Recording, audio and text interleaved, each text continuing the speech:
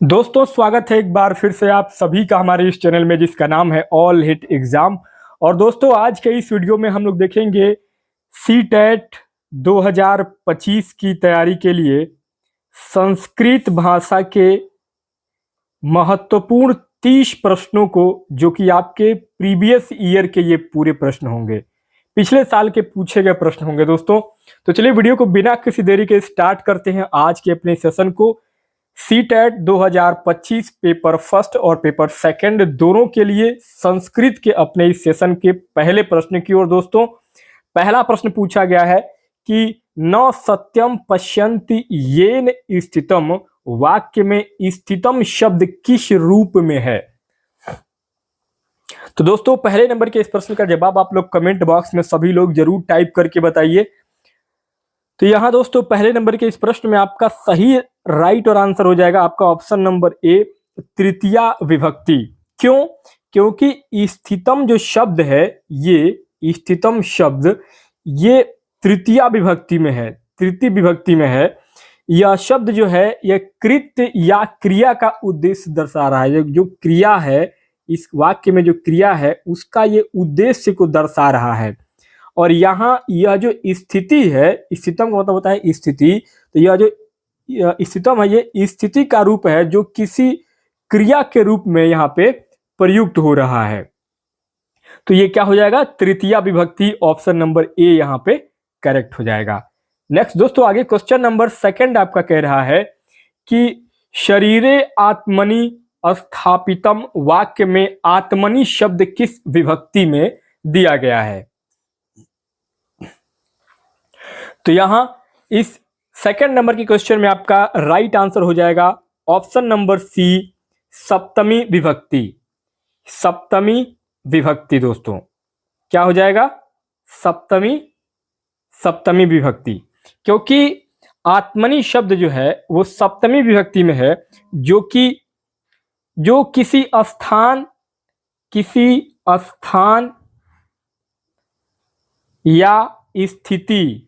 स्थान या स्थिति या किसी अवस्था का सूचक है। किसका? एक सेकेंड, ये जो है थोड़ा सा इसको ऐसे कलर में किया जाए ताकि प्रॉपरली आप लोगों को दिखाई और दे। हाँ, ये कलर सही रहेगा। हाँ, तो यहाँ दोस्तों ये स्थान, स्थिति या अवस्था का यहाँ पे क्या है? ये एक सूचक है। कौन सा? आत्मनि जो शब्द है वो यहाँ पे, आत्मनि का मतलब क्या होता है?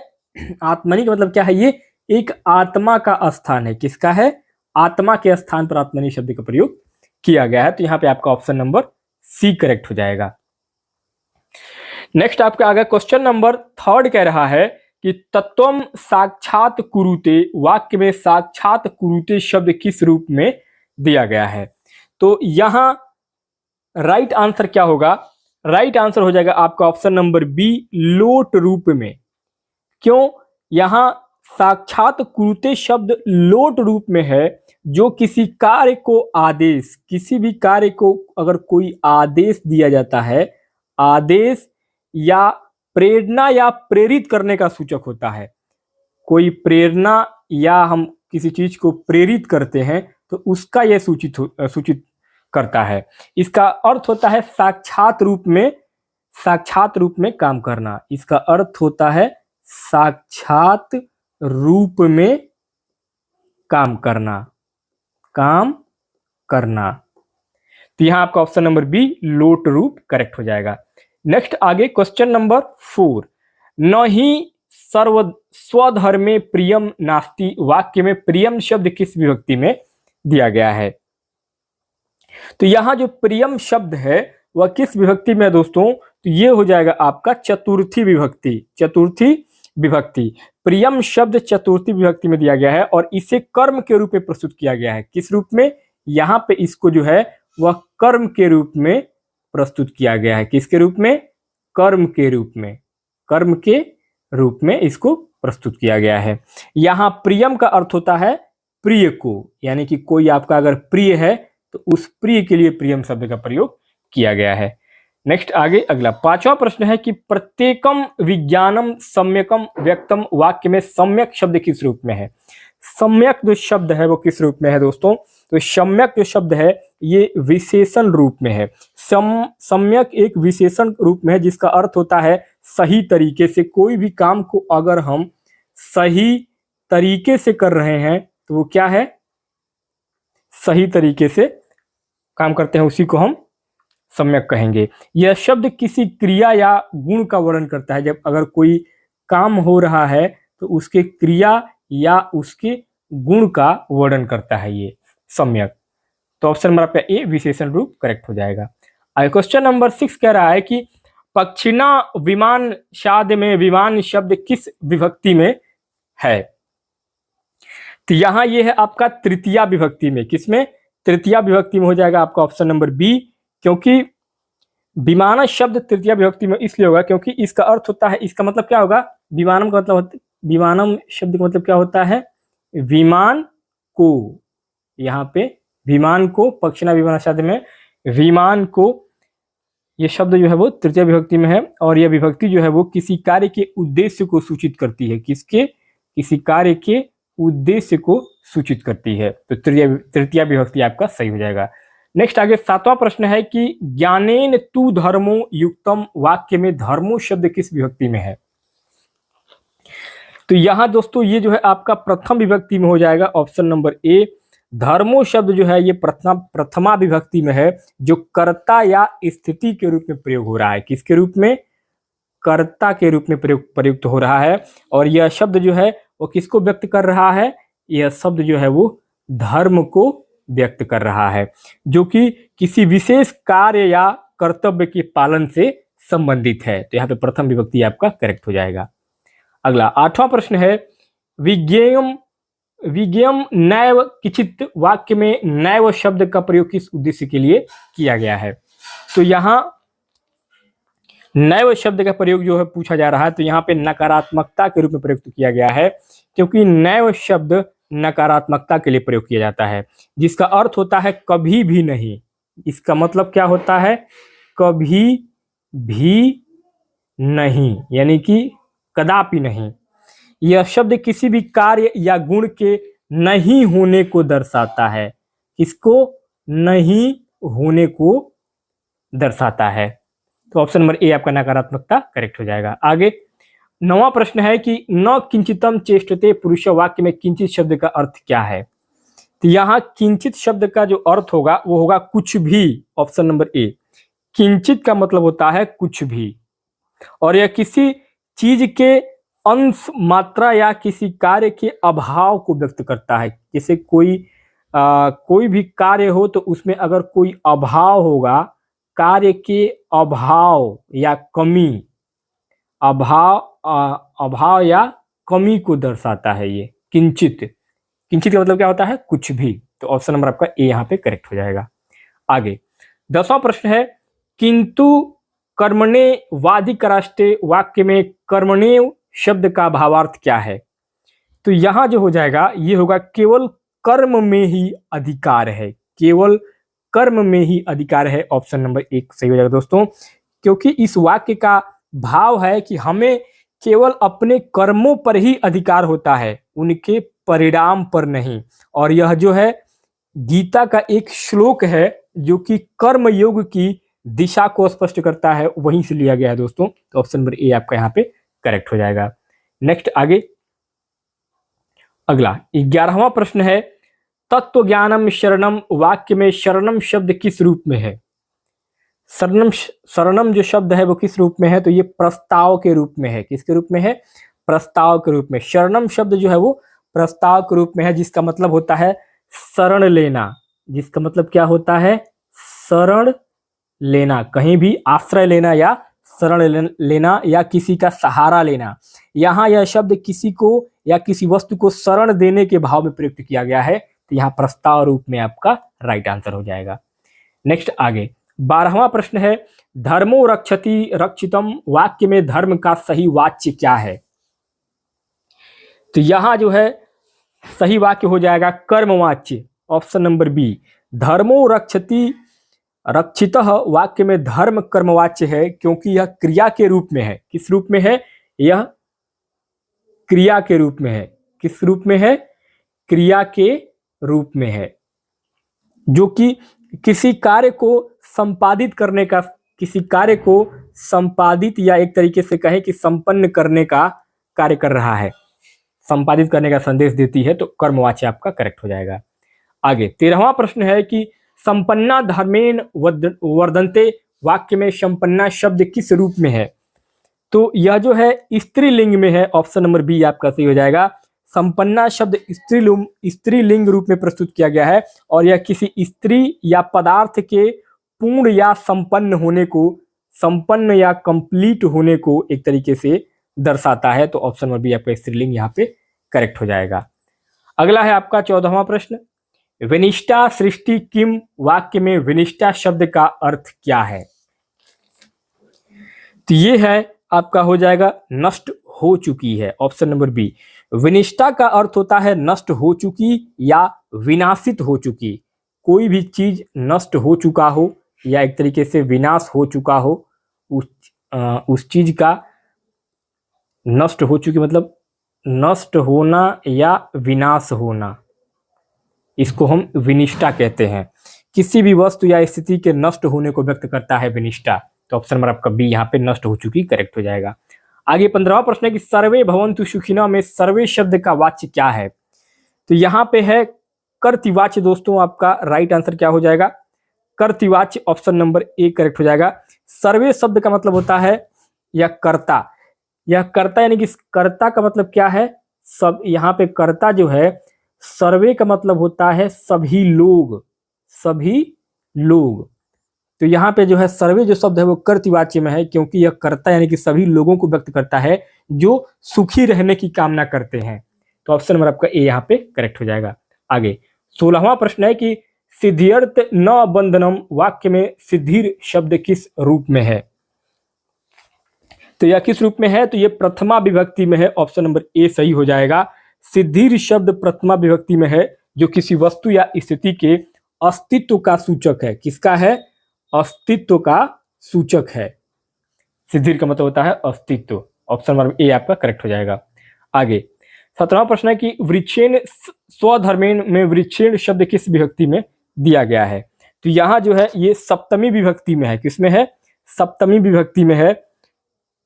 वृक्षेण शब्द सप्तमी विभक्ति में है, जो कि वृक्ष द्वारा या वृक्ष के अर्थ में प्रयोग हुआ है। किसमें? वृक्ष के अर्थ में प्रयुक्त हुआ है। यह स्थान या किसी साधन का सूचक होता है। किसका?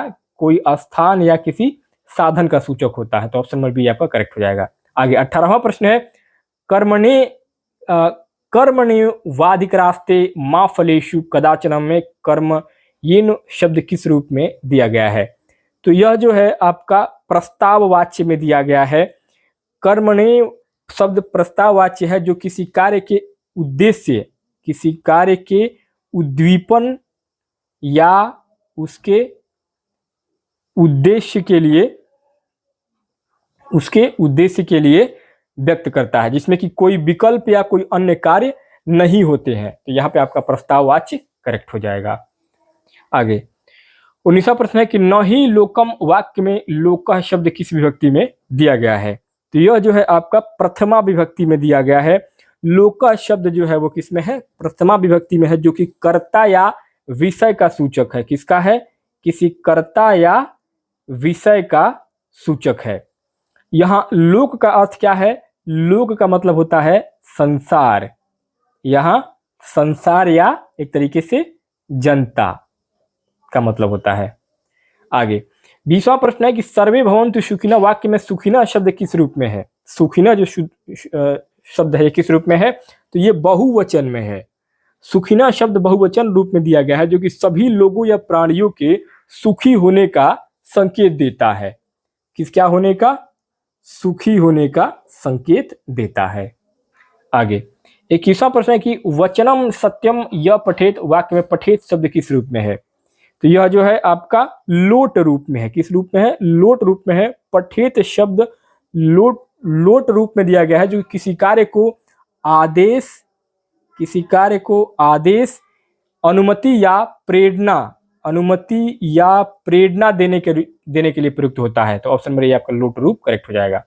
आगे 22वां प्रश्न है कि यथा रात्रि शमायाति वाक्य में समायाति शब्द किस रूप में है? तो यहाँ जो है ये वर्तमान काल में है। किस रूप में है?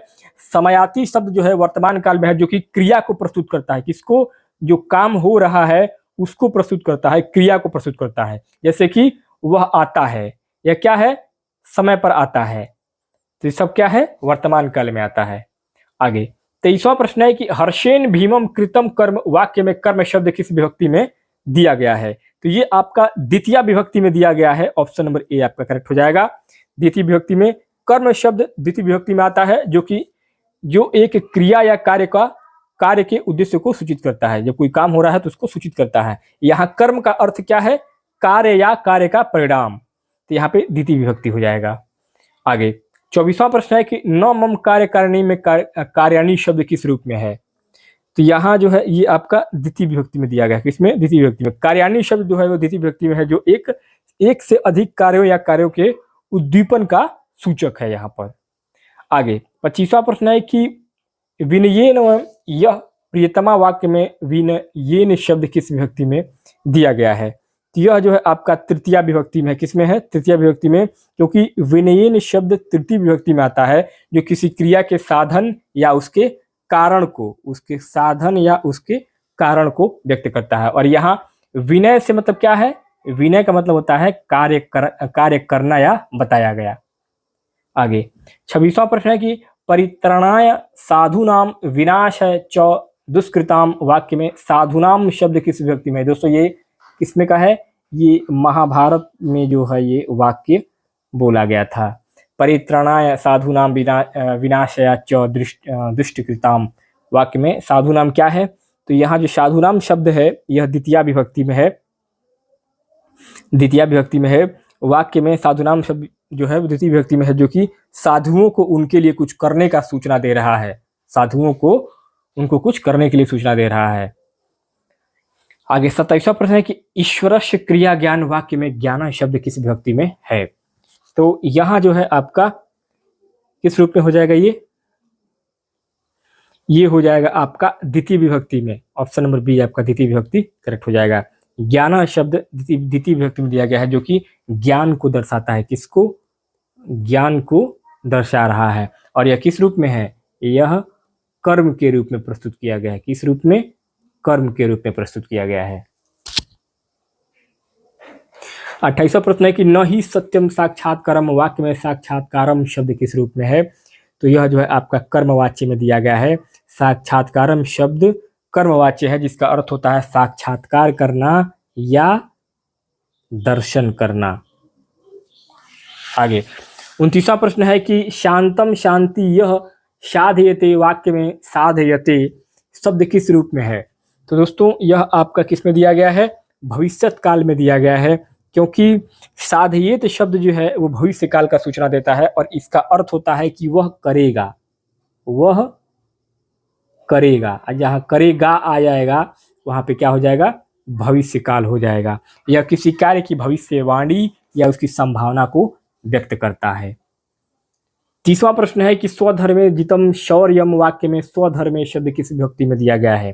तो यह आपका तृतीय विभक्ति में दिया गया है। स्वधर्मे शब्द तृतीय विभक्ति में है, जो कि अपने धर्म में, जिसका मतलब क्या होता है? अपने।